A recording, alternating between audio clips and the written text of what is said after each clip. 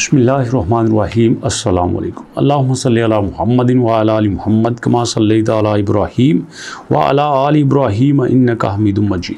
अल्लाहुम्मा बारिक अला मुहम्मदिन व अला आलि मुहम्मद कमा बारकता अला इब्राहीम व अला आलि इब्राहीम इन्नका हमीदुम मजीद। दोस्तों, पाई कॉइन के ऊपर जितनी तनकीद हो रही है ना, मैं कहता हूँ जिसको क्रिप्टो का सी का भी नहीं पता वो भी पाई कॉइन के ऊपर दबा के तनकीद कर रहा है।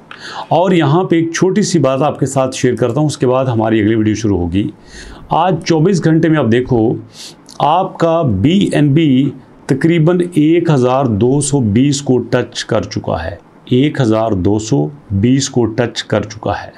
अब इसी के साथ 7 दिन के चार्ट में देखें, 7 दिन के चार्ट में ये 1000 पे था और 7 दिनों के अंदर ये 1200 पे चला गया है। महीने के चार्ट में देखो, महीने के शुरू में ये 856 पे था, $400 के इजाफे के साथ ये 1220 पे चला गया है। साल के शुरू में देखो, साल के शुरू में ये 563 पे था और 1209, मतलब ये 100% से भी ज़्यादा पंप कर चुका है। अब सवाल ये बनता है कि वाई, क्यों ऐसा हुआ है। अब कुछ लोग कहेंगे कि ये तो बाइनांस का अपना कॉइन है इसलिए ये इतना पंप कर रहा है। चलिए यहाँ पे आ जाते हैं, हम एक्सचेंजेस की लिस्ट देख लेते हैं। भाई ये एक्सचेंज में हमारे पास बाइबिट भी है, कॉइनबेस भी है, अपबिट भी है, OKX भी है, बिटगेट भी है, Gate.io भी है, MEX भी है, क्यूकॉइन भी है, HTX भी है, BingX भी है, Kraken भी है। ये सारी आपके पास हैं। इवन के एल बैंक भी है। इनमें से अब गिनना शुरू कर दे। एल बैंक 1, उसके बाद Gate.io 2, बिटगेट 3, OKX 4 और MEX 5। ये 5 एक्सचेंजेस हो गए। अब यहाँ पे कुल मिला के हमारे पास तकरीबन 6 एक्सचेंजेस का नाम आता है जो कि पाई कॉइन पे मौजूद हैं, जिन पे पाई कॉइन लिस्ट है। सवाल ये पैदा होता है, इतनी बड़ी एक्सचेंजेस पाई कॉइन के साथ अटैच हैं, उसके बावजूद पाई कॉइन की प्राइस ऊपर नहीं जा रही। अब आप आ जाइए पाई के ऊपर। यहाँ पे आप देखो हमारे पास जो KYB वेरीफाइड बिजनेस लिस्ट हैं, उनमें एल बैंक जो है वो बड़ी लेट पाई के साथ अटैच हुआ है। एल बैंक के अटैच होने का मतलब ये है कि दुनिया की एक बड़ी एक्सचेंज पाई के साथ लग गई है। अब यहाँ पे देखो एल बैंक नंबर 17 पे है। $3.6 बिलियन इसका ट्रेडिंग वॉल्यूम है 24 घंटों में। गौर से सुनना, $3.6 बिलियन। OKX का 2 बिलियन है, बाइबिट का 4 बिलियन है। मतलब ये बाइबिट को भी टक्कर दे सकती है। इतनी बड़ी एक्सचेंज पाई के साथ अटैच हुई है, उसके बाद पाई की प्राइस को कोई फ़र्क नहीं पड़ा। लेकिन दूसरी तरफ मैंने आपको BNB का दिखाया कि जनाब अली BNB यहाँ पे आया और BNB आपके पास 500 550 से शुरू हुआ, साल के स्टार्ट में अब 1200 पे चला गया है। 114% पंप हुआ है।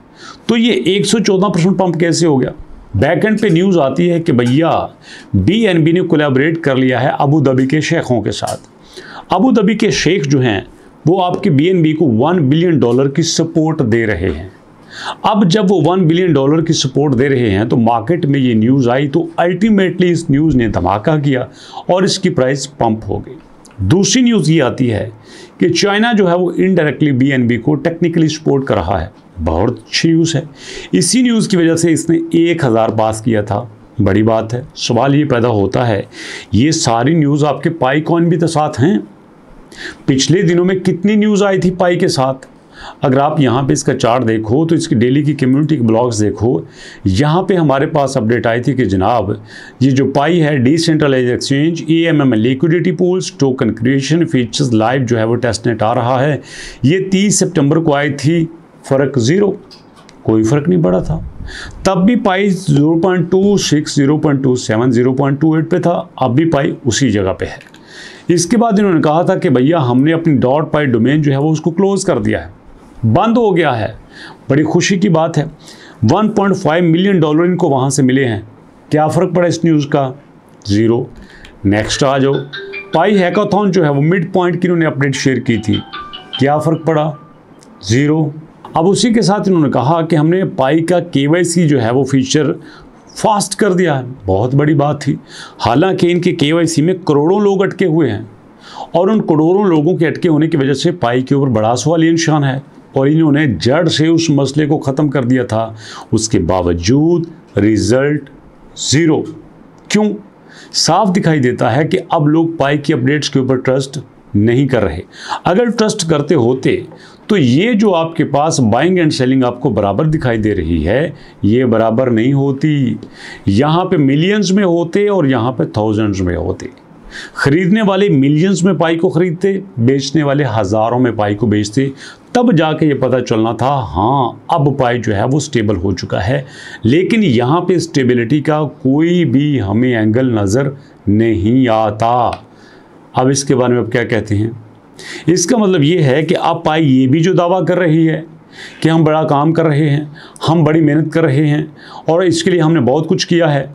डॉक्टर ये जो फैन हैं जिन्होंने टोकन 2049 में जाकर स्पीच की है, यहाँ पे डॉक्टर निकोलस हैं जिन्होंने नए फीचर्स बताए हैं, ये सारी बातें शॉर्ट टर्म में पाई को ऊपर नहीं लेके जाएंगी। ये बड़े लॉन्ग टर्म के प्रोजेक्ट हैं।